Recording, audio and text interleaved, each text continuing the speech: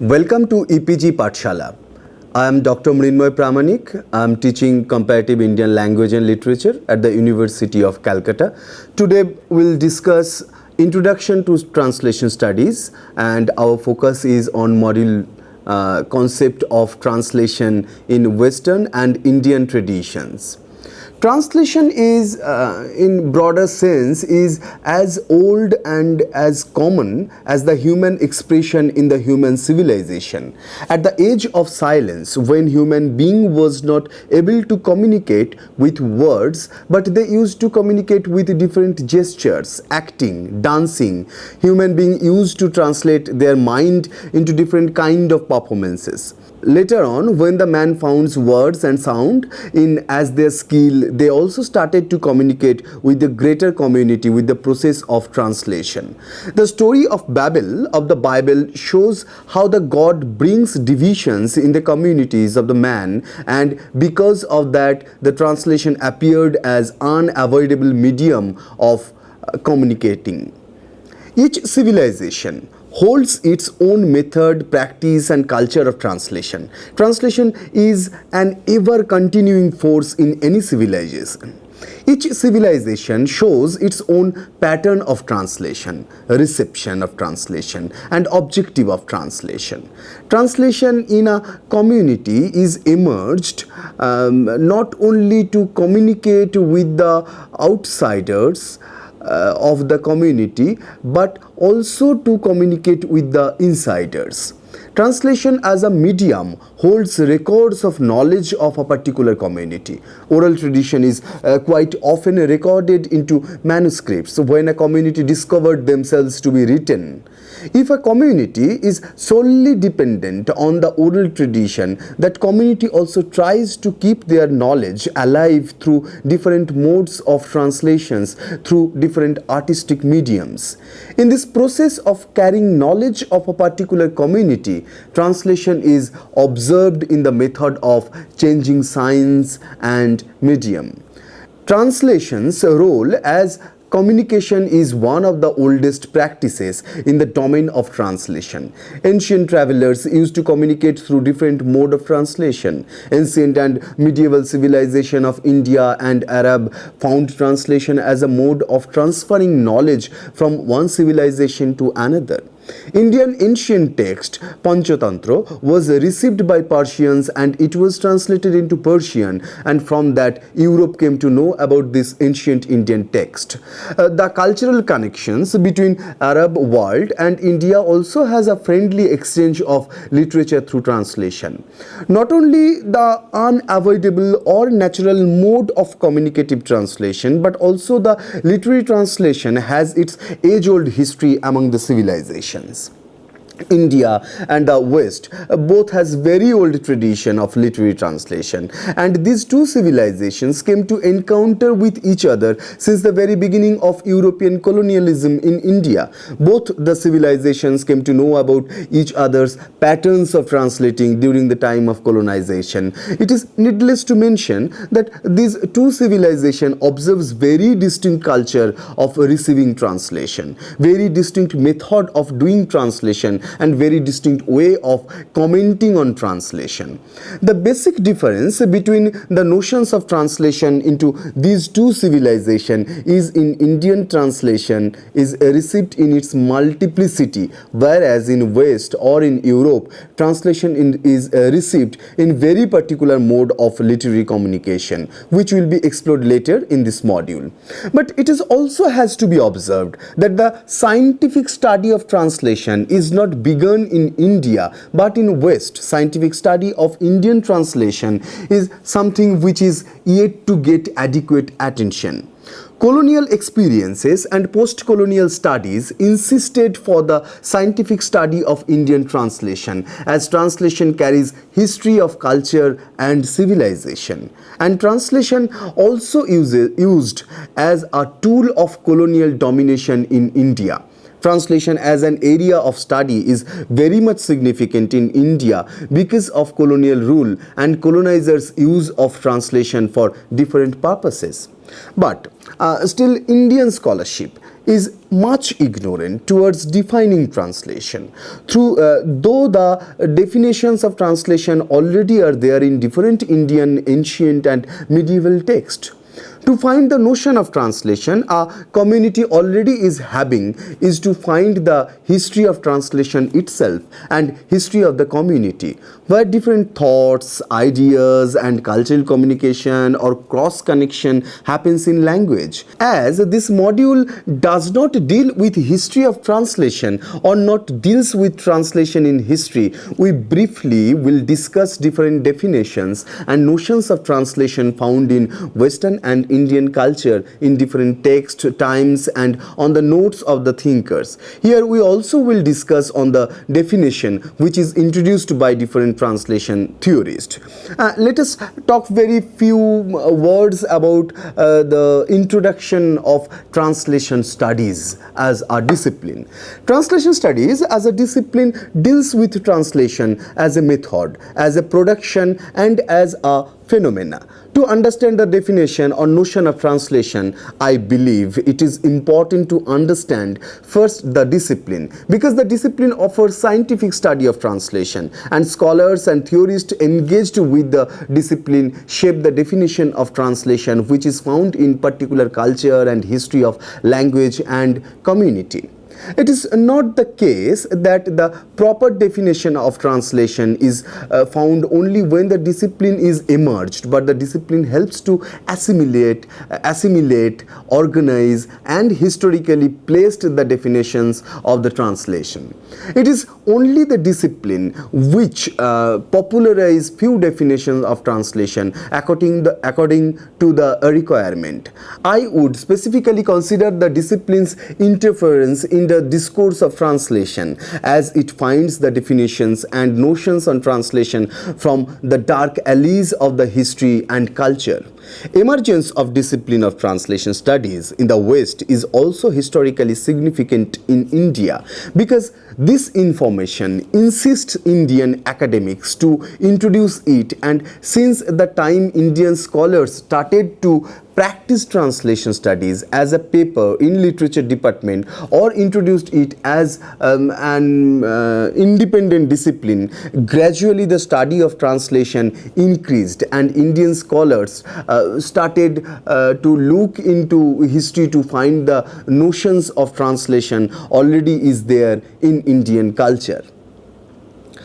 Translation studies as a discipline deals with varieties of issues related with translation. Jeremy Mundy, in his book Introducing Translation Studies, Theories and Applications, defines the nature of the discipline as, I quote, translation studies is the new academic discipline related to the study of the theory and phenomena of translation.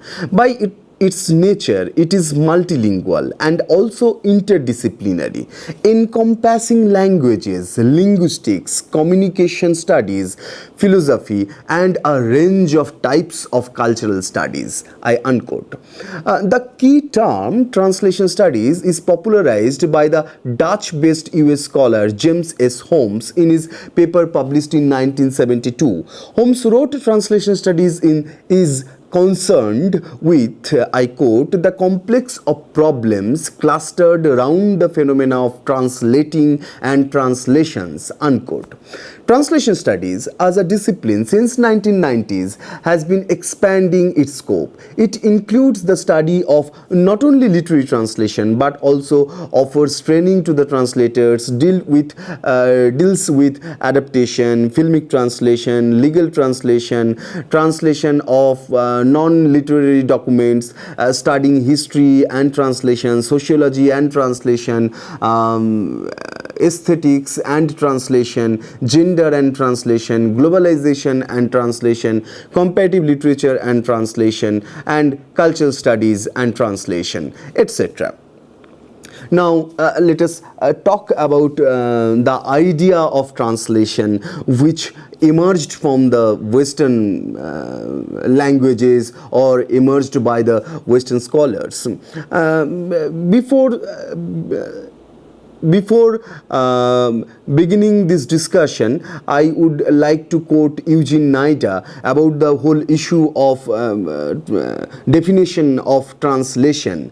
Eugene Nida says, definitions of proper translating are almost as numerous and varied as the persons who have undertaken to discuss the subject. This diversity is in a sense quite understandable, for there are vast differences in the materials translated, in the purposes of the publication, and in the needs of prospective audience.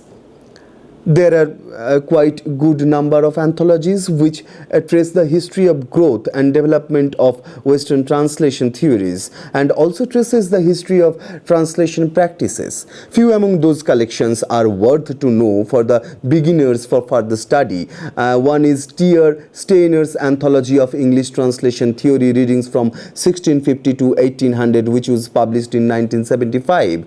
The another one is Andrew Chesterman's Readings in Translation Theory, published in 1989. Rainer Schultz and John Begonitz brought out Theories of Translation, an anthology of essays from Dryden to Derrida, which was published in 1992. André Lefever's brought out an anthology of Western Translation Theory in 1992. Douglas Robinson published his book from Routledge, which is called Western Translation Theory from Herodotus to Nietzsche. Now, let us discuss few definitions of translations. Now, let us begin with Herodotus' idea of translation. Herodotus never theorized translation in the sense we understand the concept. He also never addressed any methodology of such kind. The beginning of the translation theory in the West is traced from Cicero, who came almost 400 years after Herodotus. But one of Herodotus' central concerns is with cross-cultural communication, how people speaking different languages manage to pass ideas on to each other, and he places that process in an insistently geopolitical context. Among the ancient Western translators, there is Aristeas, who come after Herodotus. A book called Letter of Aristeas informed us about Alexandrian translation, which was practiced as sacred work, and they used to wash their hands ritually every day before start with translating. Rhetoricians and famous orator Cicero comes in 106 BCE, who is often considered as the founder of Western translation theory. He is the first scholar who talks about method of translation and also offers how to achieve the best translation. His remarks on the pedagogical use of translation from Greek to Latin in the training of an orator were expanded by Horace, Pliny the Younger, Quintilian, and Aulus Gellius in Rome, adapted for medieval Christian theology by Jerome, and cited repeatedly by Catholics and Reformers and Humanists in support of their translatorial and pedagogical principles from the 14th to the 17th centuries. Dryden, another very famous translation theorist of West, Dryden proposes three types of translation which can be useful to understand all kinds of translation. He says, first, about metaphrase, or turning an author word by word, from line by line, from one language into another. Ben Jonson's translation of Horace's Ars Poetica, or Art of Poetry, falls into this category. The second proposal of Dryden was that paraphrase, or translation with latitude, where the author is kept in view by the translator so as never can be lost, but his words are not strictly followed in his own sense, and that too is admitted to be amplified. Waller's translation of Virgin's fourth Aeneid falls into this category. The third way is that of imitation, where the translator, if now he is not lost that name, because such kind of translation takes a huge freedom. So the translator assumes the liberty not only to vary from the words and sense, but to forsake them both as he sees occasion and taking only some general hints from the original, to run division on the groundwork as he pleases. Such is Mr. Cole's practice in turning two odes of Pindar and one of Horace into English. Goethe, as we all know, an eminent author, scholar and philosopher of Germany, talks about translation and world literature in his different notes on literature and other writings. In his concept of third epoch of translation, in which translation is not received instead of the other text or the original, but rather in the other's stead, Goethe said later, when translating, one should go as far as the untranslatable. Only then does one become aware of the foreign nation and the foreign language. Roman Jakobson, a renowned formalist, divides translation in three ways. One is intralingual translation, when translation took place in the same language. The second is interlingual translation, when translation happens between two languages. And the third one is intersemiotic translation, when translation took place from one science system to another science system. Eugene Nida, a famous linguist and one of the most significant figure of modern translation theory of the West, defined translation as, I quote, translation consists in reproducing in the receptor language the closest natural equivalent of the source language message, first in terms of meaning and secondly in terms of style. His most profound idea was on equivalence, which is paid great attention by the later theorists also. Equivalence is considered as most crucial and complex strategy to adapt while translating a text of distant culture. He talks about two kinds of equivalences. One is the formal equivalence and the other is dynamic equivalence. If we trace the history of growth and development of Western translation theories, we can observe that language is paid central attraction of translation theory until 1980s in the West. It is not only addressed by the linguistic turn of translation, but historically Western theorists took language very sincerely to understand the method of translation, and they theorize how language works while translating a text. And thus semiotics also becomes very significant to understand the role of language, especially when formalists like Roman Jakobson gives his three-tier definition of translation. Susan Bassnett, in her book Translation Studies, begins with the central issues concerning the discipline of translation studies as the first chapter of the book, and she focuses on language and semiotics at first. She begins discussion with a quotation from Hawke's 1977 book Structuralism and Semiotics. I quote, "The first step towards an examination of the process of translation must be to accept that although translation has a central core of linguistic activity, it belongs most properly to semiotics, the science that studies sign system or structures, sign processes and sign functions." I unquote. Later in the 20th century, we observe a theoretical and methodological flow of intellectual inputs in the sphere of translation. Walter Benjamin's Task of the Translator, Ezra Pound's Guido's Relation, Borges's The Translators of the Thousands and One Nights, Nabokov's Problem of Translation, Vinay and Darvelnet's A Methodology of Translation, Jakobson's On Linguistic Aspects of Translation, Nida's Principles of Correspondence, Catford's Translation Shifts, Levy's Translation as a Decision Process, Holmes' The Name and Nature of Translation Studies, George Trainor's Miller's The Hermeneutic Motion, and Lawrence Venuti's Translation Community Utopia are few among seminal texts which reconceptualize translation in different cultural, historical, literary, linguistic, and economic context. Now, let us discuss about Indian perspective on translation.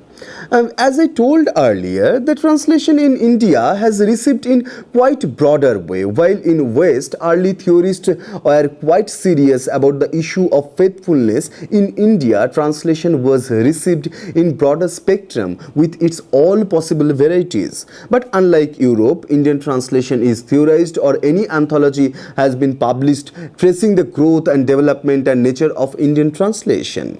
When translation scholars or theorists talk about Indian concept of translation, they took references of different texts and notes of the translators to understand the nature of Indian translation. If we trace the history of idea of translation in pre-colonial India, we can find translation was popularly practiced as retelling in different Indian languages, mainly the text like the Ramayana, the Mahabharata, the Purana, and many more Sanskrit texts are used to be translated into different Indian languages. And the stories of those source texts are retold, recreated again in the specific Indian language to make it more acceptable to the target audience. Such pre-colonial translation has immense importance in the formation of bhasha or modern Indian languages. Through these translations, loka, desha, and bhasha were imagined. So translation involved not only the local language, but it helps people to imagine their desh through telling of their local stories or making the characters of deshi from Sanskrit, which is known as Devo Bhasha. According to K. Sachidanandan, original has never been specially privileged and the translator's position has never been secondary in India. Such kind of retelling of classics or epics is also known as a recreation or creative departure, which was very common practice or prevalent norm in translating. Pre-colonial translation in India was also very much intertextual, with reference of Sujit Mukherjee's analysis of Indian translation. Shibani Fukan says, I quote, "While I use transcreation to describe the translation practice of pre-colonial India, Sujit Mukherjee notes in transcreating translation that a variety of terms such as anubad or vivartanam from Sanskrit and tarjuma from Arabic are prevalent in that period." Drawing on Mukherjee, I would like to argue that it is very lack of a single equivalent Indian word for the modern term translation that demonstrates the plurality of practices informing translation activities in pre-colonial India. Indranath Chaudhary mentions that India is a translation area. Chaudhary refers Suniti Kumar Chatterjee and says that the polyglottism ancient Indian was responsible for developing translation consciousness among Indians.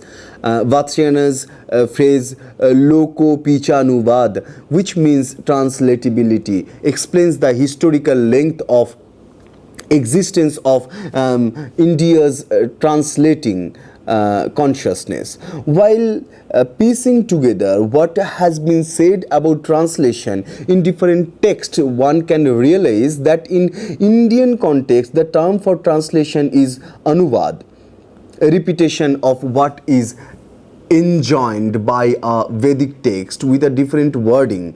But repetition is not understood as a literal word by word rendering of the original from source to target. In the Indian context, the reader is never a passive receiver of a text in which its truth is enshrined.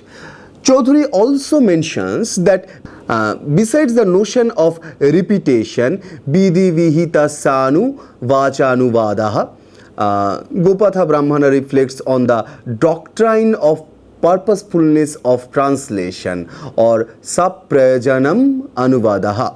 This is how Chowdhury points out that the problem of translation is not cultural or linguistic problem purely, but aesthetic problem too. And the word prayojanam is to mention the aesthetic necessity of translation.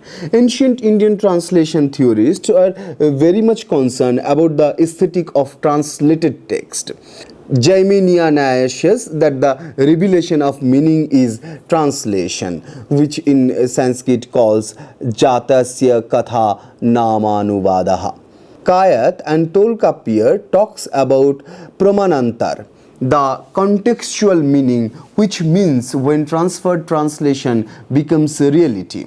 Indranath Chaudhuri refers Ayappa Panikkar has pieced together some very useful concepts in the context of medieval Indian translation of Sanskrit classics, which in fact reveal all that is said about translation by the Sanskrit theoreticians, but in a new dimension. These concepts are Anukriti, Arthakriya, Vyakti Vivekam, Ullurai, etc. Anukriti is imitation of the original. One can imitate only what one is not. The product of imitation is not the same text but a similar text. Arthakriya is putting emphasis on the manifold or ways in which meanings are enacted in different texts. It emphasizes the creation of meaning or addition, omission, displacement and expansion.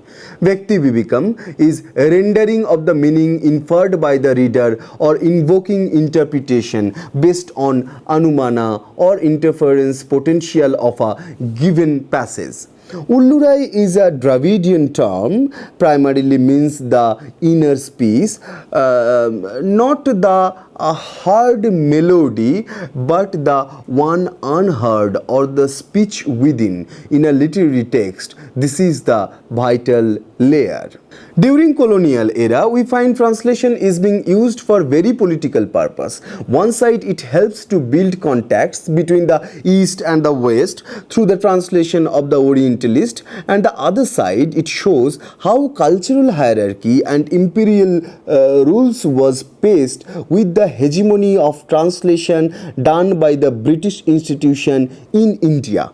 Ganesh Devi says, translation as a political weapon is not always and necessarily employed towards reducing the gap between the divine and the profane, the high and the low.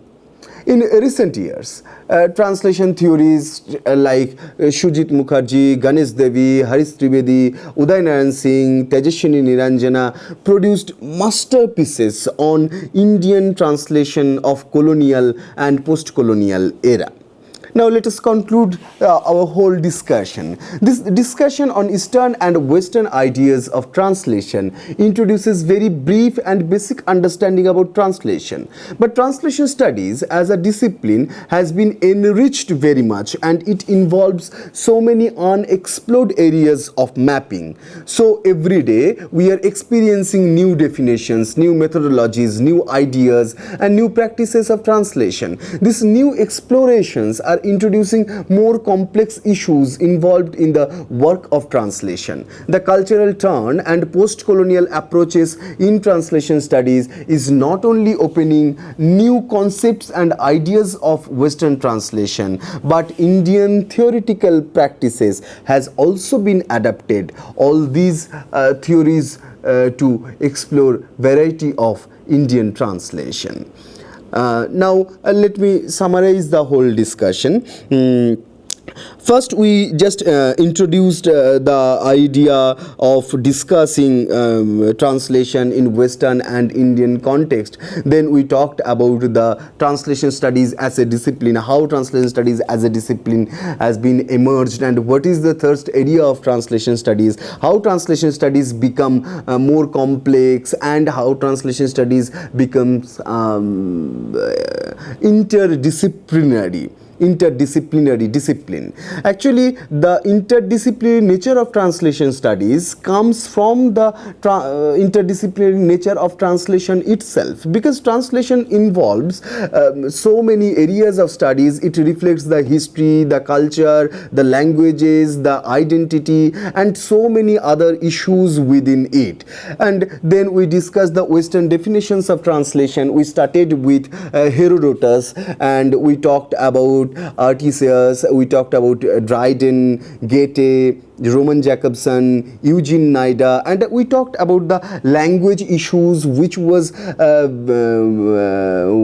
of the most concern of the Western translation theorists. And we just mentioned about the 20th century translation theorists and their seminal text to have better understanding of Western translation theory. Though there are lots of issues and concepts related with the Western translation theories, but because of the time and space constant, we couldn't discuss all these things, but we have mentioned their names. And in Indian translation, we can find that Indian translation is quite different. There is a huge cultural differences and philosophical differences between Indian and Western translation, and we discussed different terms of Indian translation, and we talked about different translation theorists, and our lack of formation of translation theory and preparation of the anthology of translation theory also is paid attention in this discussion. Thank you.